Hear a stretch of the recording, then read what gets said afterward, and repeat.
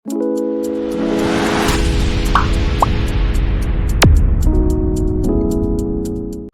Guys, இன்னைக்கு நம்ம வீடியோவில் எதை பற்றி பார்க்க போகிறோம்னா EOQல சிம்பிள் ப்ராப்ளம்ஸ் எப்படி போடுறது அப்படின்னு தான் பார்க்க போகிறோம். சரியா?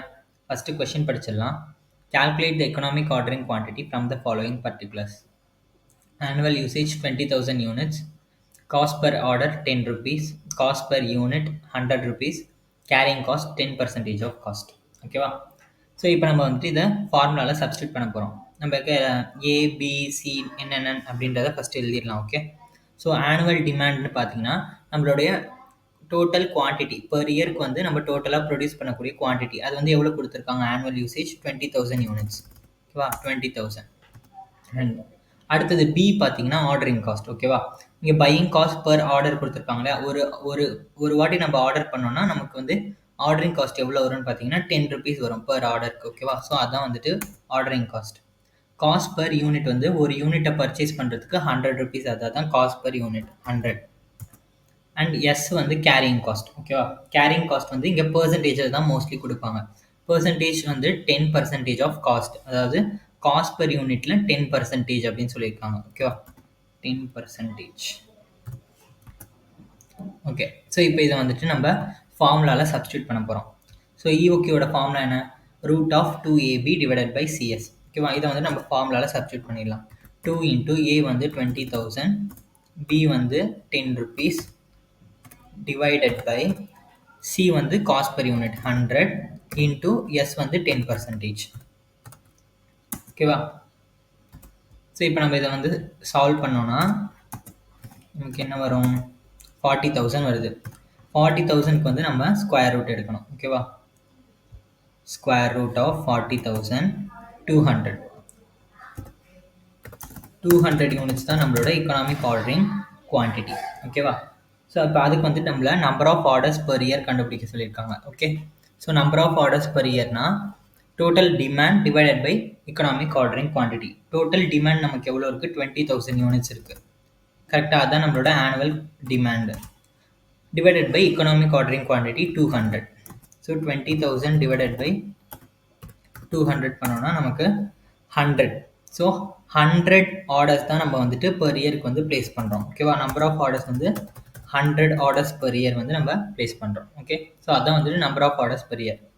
அடுத்தது ஃப்ரீக்வன்சி ஆஃப் ஆர்டர்ஸ் கேட்டிருக்காங்க. ஃப்ரீக்வன்சி ஆஃப் ஆர்டர்ஸ்க்கு வந்து ஃபார்முலா என்ன? Number of days or months in year divided by number of orders per annum. Number of days எவ்வளோ? 365 divided by number of orders per annum 100. ஓகேவா? So 365 divided by 100 3.65. அதாவது 4 days once வந்து நம்மளோட order வந்து place பண்ணுறோம். ஓகேவா?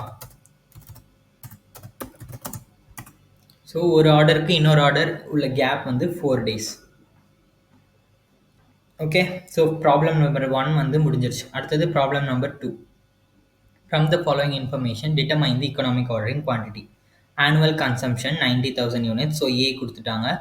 Cost per unit 50. இது வந்து என்னது? C. Buying cost per order, இது வந்து ordering cost. B 10 rupees.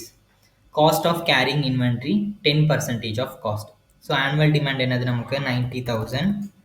Ordering cost வந்து 10 rupees. Cost per unit 50. Carrying cost 10%. So இதை வந்து நம்ம அப்படியே ஃபார்முலாவில் சப்ஸ்டியூட் பண்ண வேண்டியதான். 2 இன்ட்டு 90,000, ஏ வந்து 90,000, பி வந்து 10 டிவைடட் பை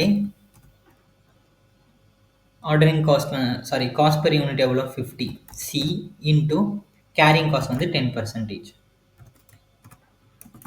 ஓகேவா? ஸோ இப்போ நம்ம வந்துட்டு இதை சால்வ் பண்ணணும்.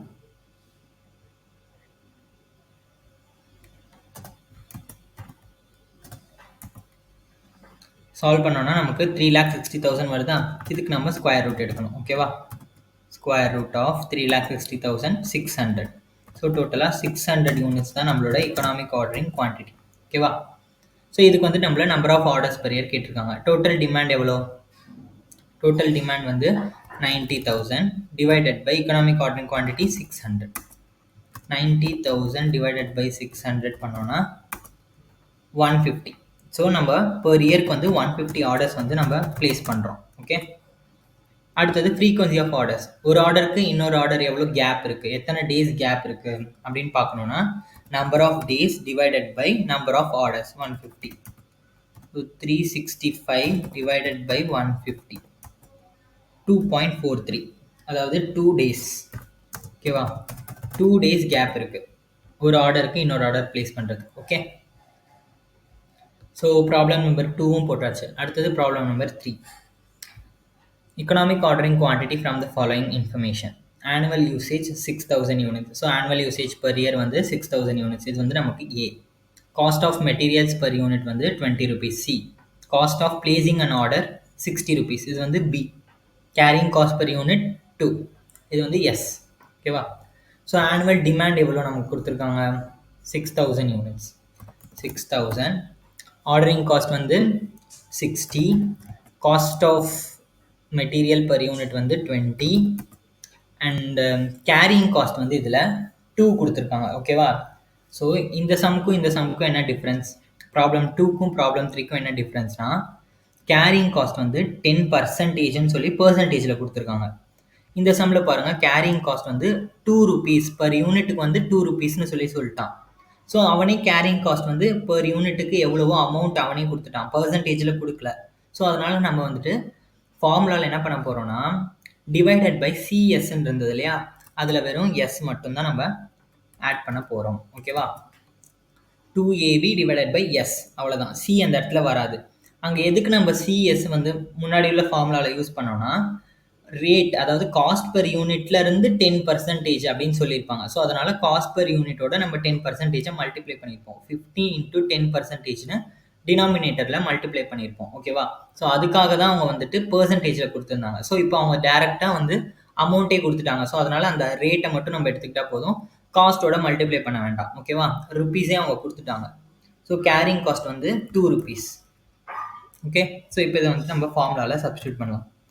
2 into A வந்து 6000 into B வந்து 60 divided by S வந்து 2. ஓகேவா, ஸோ இதை வந்து சப்ஸ்டியூட் பண்ணால் எவ்வளோ வருது, 2 into 6000 into 60 divided by 2, 3,60,000. 3,60,000க்கு square root எடுத்தோம்னா நமக்கு 600 யூனிட்ஸ். ஓகேவா, ஸோ 600 யூனிட்ஸ் தான் நம்மளோட economic ordering quantity. Okay, so இப்போ நம்பர் ஆஃப் ஆர்டர்ஸ் பெர் இயருக்கு எப்படி கண்டுபிடிப்போம், டோட்டல் டிமாண்ட் 6000 டிவைடட் பை 600 பண்ணால் எவ்வளோ வரும், 6000 டிவைடட் பை 600 பண்ணோன்னா 10 ஆர்டர்ஸ். ஓகேவா, number of orders per year வந்து நமக்கு 10. அடுத்தது frequency of orders. Frequency of orders வந்து number of days divided by number of orders. 365 divided by 10 பண்ணோன்னா நமக்கு 36.5. ஸோ அதை நம்ம ரவுண்ட் ஆஃப் பண்ணிட்டோம்னா 37 days வரும். ஓகேவா, ஸோ 37 days ஒன்ஸ் வந்து நம்ம வந்து நம்மளோட ஒரு ஆர்டருக்கு இன்னொரு ஆர்டர் உள்ள கேப் அது. ஓகே, அதாவது ஒரு ஆர்டர் வந்து 37 days ஒன்ஸ் நம்ம ஒரு ஆர்டர் பிளேஸ் பண்ணுறோம்னா, இன்றைக்கி ஒரு ஆர்டர் பிளேஸ் பண்ணியிருக்கோம்னா 37 daysக்கு அப்புறம் அடுத்த ஆர்டர் பிளேஸ் பண்ணுவோம், அடுத்த 37 daysக்கு அப்புறம் அடுத்த ஆர்டர் பிளேஸ் பண்ணுவோம். ஓகேவா, அதுதான் frequency of orders. Okay, so இப்போ நம்ம 3 ப்ராப்ளமே போட்டாச்சு. நெக்ஸ்ட் வீடியோவில் வேறு சம்ஸ் எப்படி போடுறது அப்படின்னு பார்க்கலாம். ஓகே, பாய்.